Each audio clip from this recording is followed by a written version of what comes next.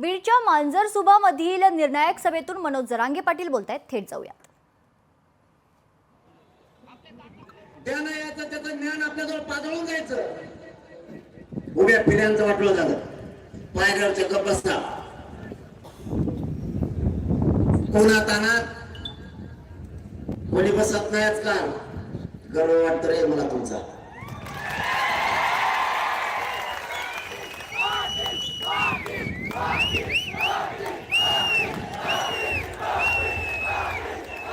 तुम्ही उन्हात पावसात कशाचा विचार नाही करा.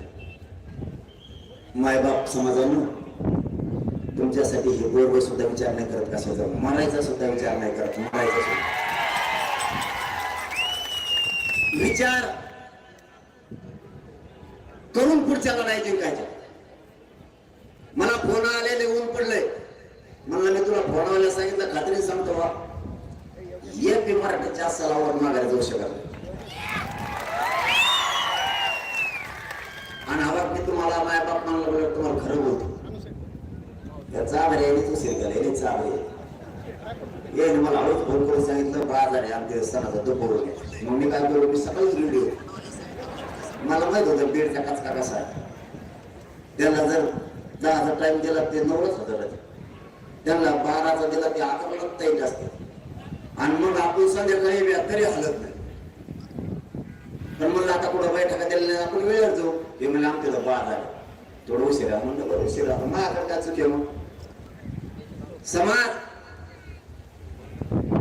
गर्व वाटावा असं काम करताय तुम्ही. तुम्हाला सांगतो नुसतं ते बीडचं रूप बघून रातभर सरकारला ध्यानाला लागल्या म्हणून समजायचं. मराठ्यांनो, आपली ताकद मोठी आहे असं वक्तव्य मनोज जरांगे पाटील यांनी केलेलं आहे. खरं तर या निर्णायक सभेनंतर मनोज जरांगे पाटील आपल्या आंदोलनासंदर्भात काय निर्णय घेत आहेत याकडे सर्वांचंच लक्ष असणार आहे. बीडमध्ये मांजरसुबामध्ये मनोज जरांगे पाटील यांची निर्णायक सभा सुरू आहे आणि या सभेतून मुंबईत होणाऱ्या आंदोलनासंदर्भात आज मनोज जरांगे पाटील निर्णय घेतील. अरे जास्त तर जाऊ द्याला. तुम्ही आई बहिणीच्या डोक्याच्या चिंताळीकडे रक्त गाळलंय. रक्ताच्या थरवल्यात माझ्या माय बहिणी टाकल्या तुम्ही. या बाहेर तुम्ही नुसतं कोणा डोचून दाखवा काय मराठीची आवाज तुम्हाला दाखवा.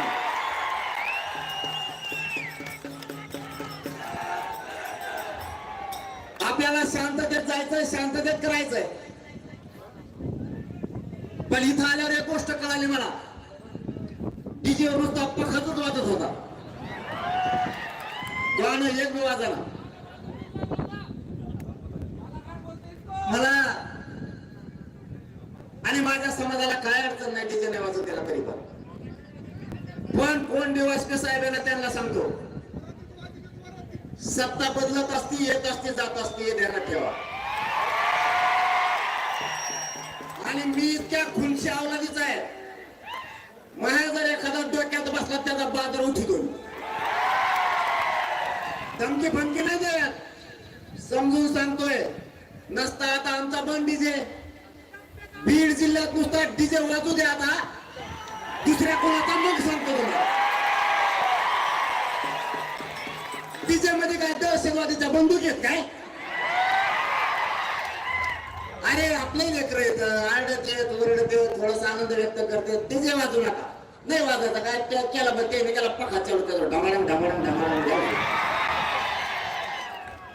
आणि डीजे थोडं पोट चालतंय आमचं बंद बंद. पण पुढचा का ध्यानात ठेवा. जशाला तसाच नेम लावा लागणार. आता डीजे पुढं पुढं वाजतो ना बारीक देत होत असतो. आणि त्याच्याही पुढचं सांगतो विनाकारण कशाला लोकांना डोचिता. चाललं नाही शांततेत आमचं. आम्ही आमच्या लेकराला आरक्षण मागतो. डिवाइस साहेब कोण आहे मला माहित नाही. तुमच्याही लेकराला लागल.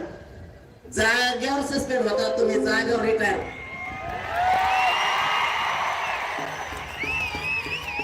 रिटायर म्हणायचंय मला. सस्पेंड आलं रिटायर ते नाही का.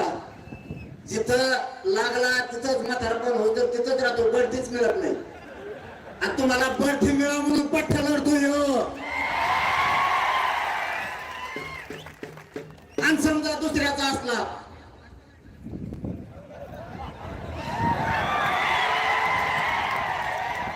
तर कुठे ना कुठेतरी असं होणारच आहे. आता कुठेतरी डीजे वाजणारच आहे. गावागावात लोक आहेत आमच्या, गावागावात नुसतं डीजे वाजून मला कळू द्या. मी विनय खंड्याचा आहे. माझ्या त्याला विनाकारण जर टोकरीला मी सोडित असतात देवेंद्र फडणवीस त्याच्या असं चिल्लर चाळे करत लावतो होय दिवसपीला. मराठीचे डीजे बंद पाडन, पुढे काहीच करण. शांततेत जात माई, शांततेत माई जात मागणी करते. तुम्ही विनाकारण त्याला लाटवचिता. डीजे काय विषय करावं. आपण किती उंचीवरच्या पदावरचे पदाधिकारी येत, अधिकारी येत. डीजे हे काय विषय आहे का मराठ्यांना छेडायचा? दंगल घालायची होती काय मध्ये तुम्हाला देवेंद्र फडणवीस ऐकून? तुम्ही डीजे बंद कर म्हणायचा आणि त्यांनी करायचा नाही आणि मग तुम्हाला लाठीचार्ज करायचा होता काय? नका भानगडीत पडू. कोणी जरी आखला तरी तुम्ही आमच्याच लेकरायचं आणि आम्ही तुमचे त्या भानगडीत नका पडू. ते देवेंद्र फडणवीस ऐकून, कारण सत्ता बदलणार आहे कधी ना कधीतरी. त्यावेळेस आम्ही नाव ध्यानात ठेवू. कारण मला इतक्या तुमच्यावर बोलायचं नव्हतं, पण त्या जिवारी याच्यासाठी लागलं. साध्या गाण्याचा विषय नाही झाला ते कधी केस करायचे बा. त्याच्या आईला बघून घेतला असतं, मस्त वकील लावले असते. डीजे बंद करा, तो ऐकायला बघूनच घेईन. ही भाषा चांगली नाही. मला ह्या विषयावर बोलायचंच नव्हतं, कारण हा तो विषयच नाहीये. परंतु विनाकारण काहीतरी देवेंद्र फडणवीस ऐकायचं, लोकांना त्रास द्यायचा, हे चांगलं नाही ना. माझ्या मराठीकडून तुम्हाला पोलिसाला काही त्रास आहे का? या काही पोराला सांगा तुम्ही यांच्यापासून त्रास आहे. मग विनाकारण काही देवेंद्र फडणवीस ऐकायची गरजच नाही. आज तुम्ही त्याच्या जीवावर बोलता ना आम्हाला. आम्ही भोगू, हा आम्ही भोगू. पण कधी ना कधी जर सत्ता पालट झाला, जवळ जवळ महाराष्ट्राच्या बाहेर जाशील. मी नाही सोडणार. मग हे चांगलं नाही. देवेंद्र फडणवीस साहेब, त्या बिचाऱ्या डीवायएसपीच्या हाताने काम करू नको बाबा. तुला काय करायचं तुम्ही मुंबईत यायला ना.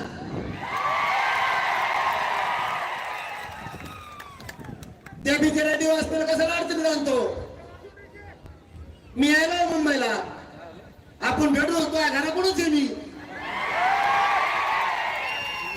बघू तो एकदम एका माय एकदम आहे. विनाकारण नाही जायचं. मराठा जाती शांत आहे आणि शांततेतच काम करते. आंबोलस आणि रस्ता देते, पोलिसाला अडचण आली पाण्याच्या बाटल्या देते. केलं आम्ही ते. आंतरवाडीत 2 करोड पेक्षा जास्त मराठी आले होते. पोलीस बांधवाला एवढा सुद्धा त्रास होऊ दिला नाही आमच्या बांधवांनी. लिंबाच्या झाडाखाली बसा म्हणून सांगितलं, जेवण आणून दिलं. आम्ही ना विचार केला. आमच्या लेकराबद्दल इतका वाईट विचार करू नका. तुम्हाला सगळ्या पोलीस अधिकाऱ्यांना हात जोडून शेवटची विनंती आहे, माझ्या लेकराला त्रास देऊ नका.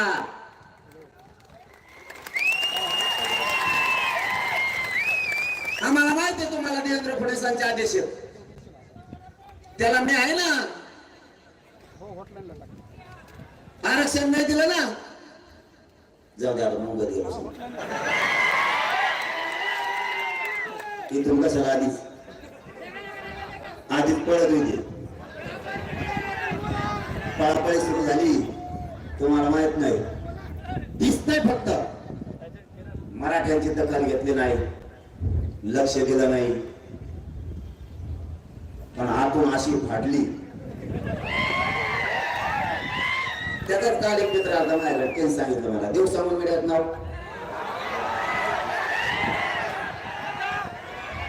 म्हणलं मला जाऊ दे बाबा, म्हणलं मला काय देणं घेणं नाही, माझ्या समाजाच्या मागण्या त्याची अंमलबजावणी करा, मी येतो.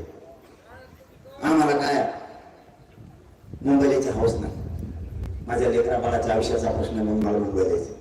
तुम्ही आमच्या मागण्याची अंमलबजावणी द्या, आम्हाला काय करायचं मुंबईला, इथूनच गुलाब फेकू मंत्रालयावर, गेला तर गेला, नाही गेला तर नाही गेला, काय करायचं. आपल्याच्या हातात एखादा बोला देऊ जाईल ना, ताकदीनं लांब, आम्ही इथून फेकू, काय अडचण नाही. द्या, आमच्या मागण्याची अंमलबजावणी करा.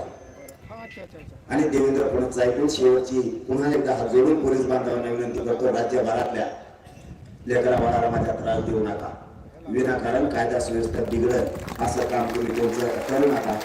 तुम्हाला लईच मोठा असला समजा तुम्हाला एखाद्याला, तर ते मुंड्याचे आरोपी झाला, महादेव मुंड्याचे, ते दाखवा जरा धरून आम्हाला. मी बिनच्या एस पी साहेबाला माहिती मी किती सहकार्य करणारा माणूस, त्यांना पक्का माहिती. मी एकदा एखाद्या गोष्टीत सहकार्य करून म्हणलो, माझा मराठा समाज सहकार्य करून मला आम्ही 100% करतो.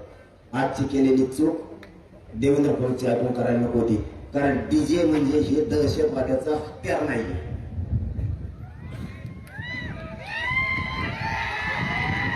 ठीक आहे, डीजेचं मी आता ते बघतो, मी फडणवीस साहेब दोघ जण बघतो ते विषय काय ते किंवा का कटला. मराठ्यांना एक सांगायला आलोय,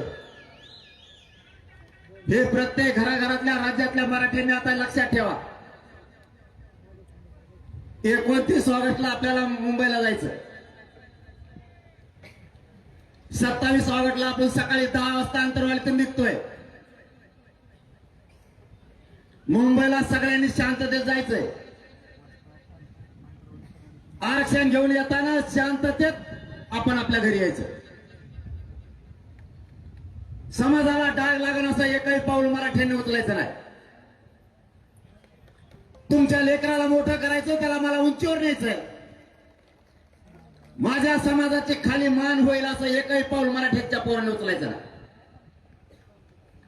कोणी दगडफेक करायची नाही, कोणी जाळपोळ करायची नाही. आजची आपली अत्यंत महत्वाची बैठक आहे.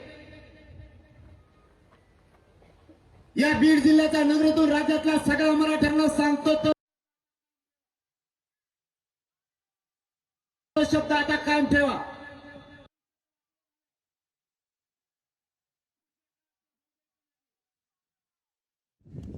मुंबईला सगळ्यांनी शांततेत जायचंय, कोणी दगडफेक जाळपोळ करायचं नाही. एक महत्वाचा मुद्दा.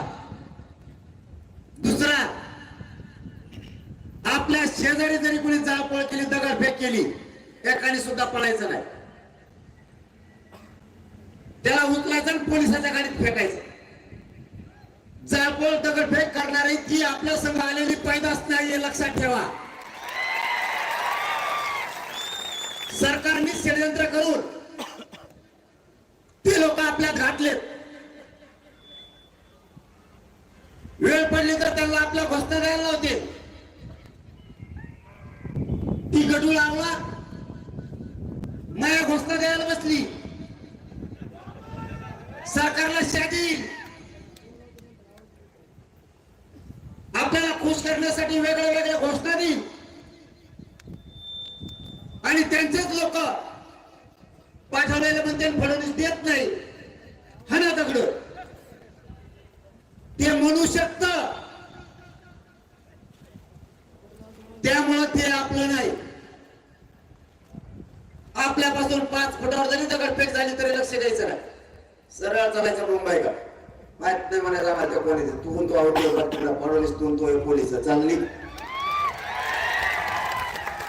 एकाने सुद्धा हालायचं नाही. भूमिका दुसरी, बीड जिल्ह्यातल्या प्रत्येक घरातल्या माणसाने घरी राहायचं नाही. आणि या बीड जिल्ह्यातूनच राज्यातल्या मराठ्यांना सांगतो, माय बापा हो, शेवटची फाईट आहे, अशी जमून हाणायची. मराठ्यांच्या डोक्यावर आरक्षण घेऊन विजयाचा गोला लाट टाकायचा, माग फिरायचं नाही. बस झालं माग फिरा फिरा आता इथं कटाळा आलाय उपोषण करून करून मग आता फेस पडलाय शेवट फाईट आता सोडायचं नाही मैदान काम तिसरं आणखी 2-3 दिवस हातात आहेत तुमच्या बीड जिल्ह्यासह महाराष्ट्रातल्या सगळ्या ग्रामपंचायत सदस्याला फोन लावायचे त्याला सांगायचं मुंबईत चल सरपंच माजी सरपंच चेअरमन पंचायत समिती जिल्हा परिषदचे मेंबर सगळ्या पक्षाचे अध्यक्ष जिल्हा प्रमुख नगरसेवक सभापती उपसभापती नगराध्यक्ष महापौर आमदार मंत्री खासदार माजी आमदार आणि विशेष राहायला महत्वाचं म्हणजे भावी आमदार भावी खासदार मेंबर भावी अर्धे तर मला सोडून गेले ते आपल्या पुढे जाणार आहेत सगळ्यांना सांगा मुंबईला चल तुम्ही त्यांना काय बोलू नका तुम्ही डोळ्यावर येऊ नका मावशी तुम्हाला काम सांगतो आम्ही मुंबईला गेलो माग कोण गल्लीत हिंडत आहे आम्हाला काय माहित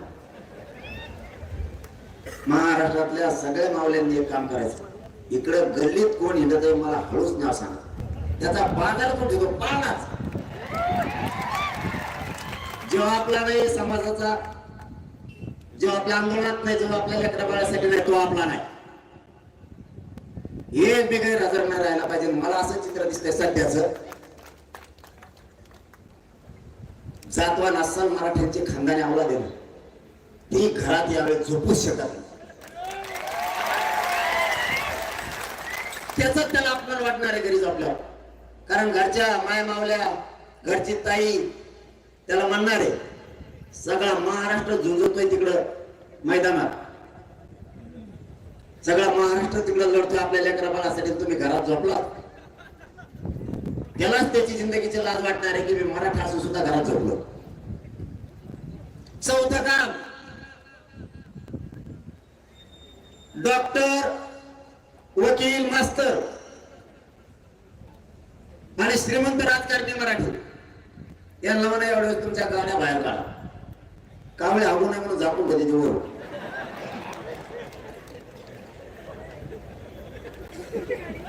जेवढा कर्मचारी वर्ग आहे सगळ्यांनी एवढ्या वेळेस गाड्या बाहेर काढा मुंबईला चला लेकराचे लय हाल चाललेत बरं शिक्षण एवढं महाग झालंय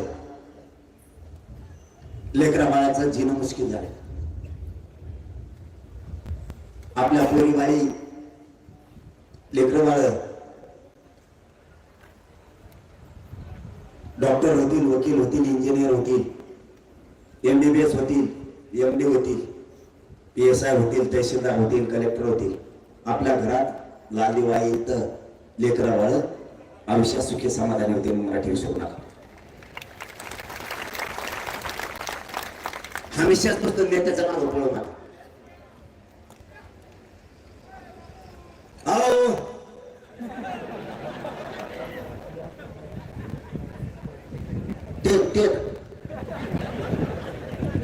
लय अवघड आहे सांभाळणं सोपं नाही मला माहिती आहे आता 9च्या पुढे राज्य तर कशी समजतो माहिती मलाच माहिती 9च्या पुढे तर कोणतेच बापाला रेटत नाही तो कसला वाघ त्याच्या पुढे आणून उभा करा धुपणच काढी करू देऊ फोन लय अवघड आहे राजकीय नेत्याच्या दबावाला बळी पडून कोणी मुंबईला येतं थांबू नका तुम्हाला वाटण आमची सत्ता आहे सत्तेतल्या मराठ्यांना पण सांगतो तुमची सत्ता आहे तुमचा आमदार आहे तुमचा खासदार आहे तुमचे मंत्री आहे म्हणून तुमच्या लेखाचं किंवा लेखीचं फुकट शिक्षण होणार नाहीये कुठला मंत्री तुमची फीस भरणार नाहीये तुमची सत्ता आली म्हणजे तुम्हाला फुकट नोकरी लागणार नाहीये त्याच्यासाठी आरक्षण गरजेचं इथं जातीवर संकट आलंय तर आता त्या जातीचं तुम्हाला रक्षण करावं लागणार राज्यातल्या सगळ्या पक्षातल्या आमदार खासदार मंत्र्यांना सांगतो माझ्या जातीसाठी धावून या माझा समाज आणि जात मोठी होऊ नये म्हणून सगळे एकवटले. तुम्ही काहीही करा, माझी जात हरू देऊ नका. तुम्हाला हात जोडून विनंती, जातीचं रक्षण करा. सगळे तुटून पडा. पक्षाचा विचार करू नका. तुमचा नुकसान झाला तर होईल, पण चंद्र सूर्य आहे तोपर्यंत जातीचं कल्याण होईल हे लक्षात ठेवा. जात तुम्हाला कधीच विसरणार नाही, पण तुम्ही नाही आलात ना, ही जात मरेपर्यंत तुम्हाला शापशिवाय देत राहणार, तुम्हाला कधीच विसरणार नाही. लेकी बाळीची शापशिवाय खाऊ नका. प्रत्येक पक्षातल्या लेकी बाळीला सुद्धा आरक्षण लागतं. ती सांगाल, ज्यावेळेस मराठ्यांची लढाई आमच्यासाठी चालली होती त्यावेळेस पप्पा मम्मी तुम्ही लढायला नाही गेले, माझ्या आयुष्याचं वाटोळं झालं. लेकरा बाळाच्या मराठ्यांनी शापशिवाय खाऊ नका. सगळ्यांनी या जातीच्या लढाईत लोकशाही मराठी ऐका, पहा, जागरूक रहा.